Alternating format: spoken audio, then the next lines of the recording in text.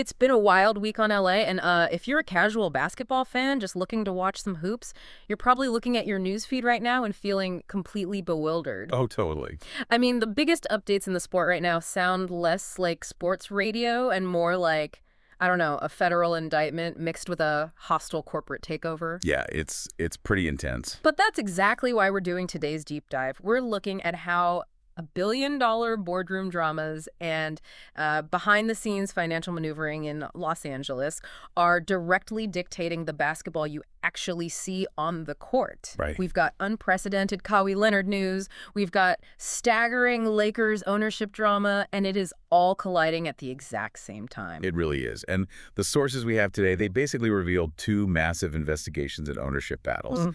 And I think they prove that the business of basketball is just as fiercely contested as the game itself. Yeah, no kidding. So let's start with the Clippers, Kawhi, and this whole cap circumvention saga. For anyone who hasn't been reading every single legal filing, what is the history here? Right, so we have to go back 11 months. That's when allegations first came out that Clippers owner Steve Ballmer invested $60 million into a green banking company called Aspiration. Okay, $60 million. Yeah, and right after that, Aspiration signed a $300 million sponsorship deal with the Clippers. Which, I mean, on the surface, that just sounds like normal corporate synergy, right? Exactly. It happens all the time. Yeah. But then Aspiration signed a $28 million endorsement deal directly with Kawhi Leonard. Ah, okay. And an employee alleged that this was basically a no-show job, like a backdoor method designed to circumvent the NBA salary cap. Because if an owner can secretly pay a superstar through an outside company, they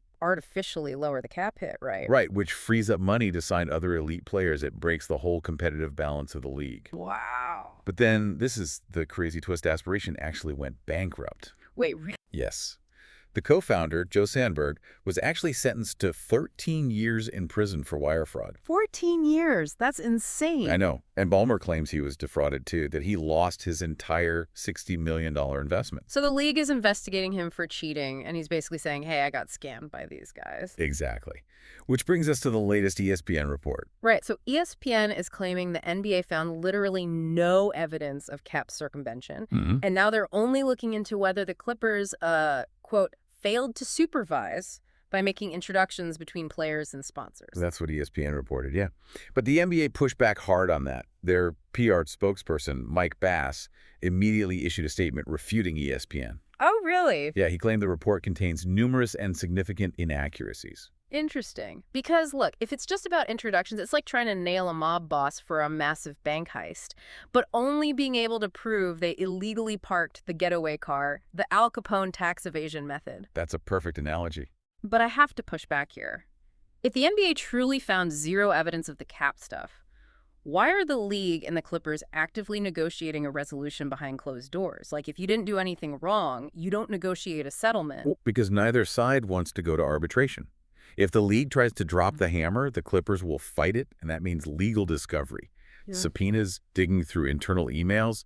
Nobody wants that. So they negotiate a plea deal. Unbelievable. And this isn't just happening in a vacuum, right? This is literally holding the entire offseason hostage up north.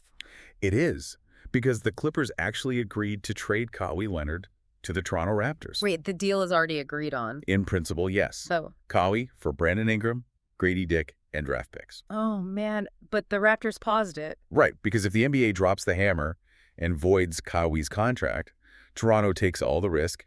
They'd lose their players, their picks, and Kawhi's cap slot. So they're just waiting to see if the Clippers get off easy. Exactly. If this just ends in a slap on the wrist for the Clippers, like a fine for bad sponsor introductions, the trade goes through.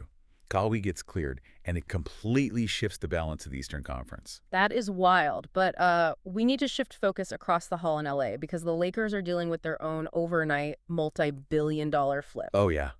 This one is fascinating. So just 14 months ago, the Buss family sold their majority stake in the Lakers to Dodgers owner Mark Walter at a $10 billion valuation. Right.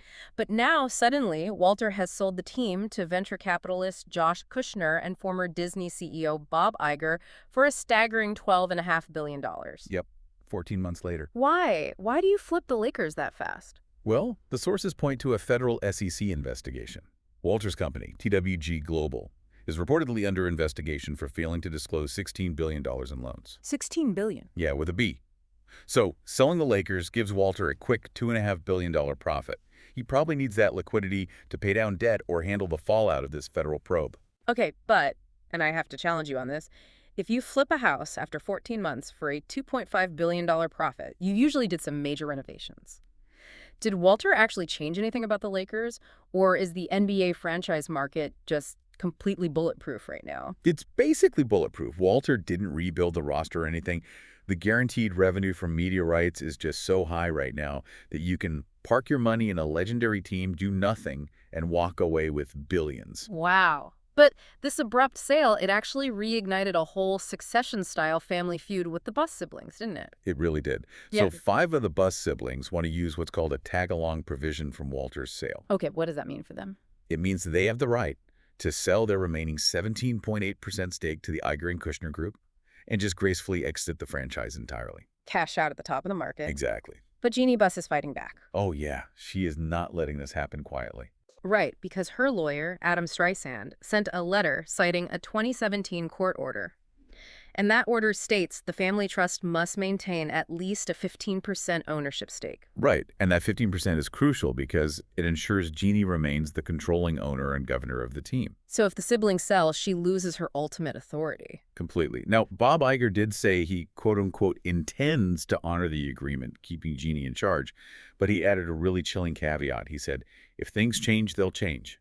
Yikes. If things change, they'll change. That is not what you want to hear from your new billionaire boss. No, it's not. And that puts Lakers GM Rob Pelinka squarely on the hot seat. His job security was heavily tied to Jeanie's absolute protection. If venture capitalists are running the show now, that loyalty is gone. It's all about return on investment now. Exactly. And, it leaves you with a final thought to ponder here. Yeah? Consider how the era of the passionate, family-run NBA franchise like the Buss family historically is rapidly ending. We are now in an era where legendary teams are treated as venture capital assets. They're bought, leveraged, and flipped by massive investment funds within months. And you just have to wonder, what does that mean for the soul of the sport? That is a great question, because if it's just a line item on a balance sheet, it changes the entire product we watch on the floor. Absolutely. Thank you for listening. Please comment, like, subscribe if you're on YouTube. Spotify, please leave 5-star review. It will help the channel grow. Until next time, please check our previous episodes.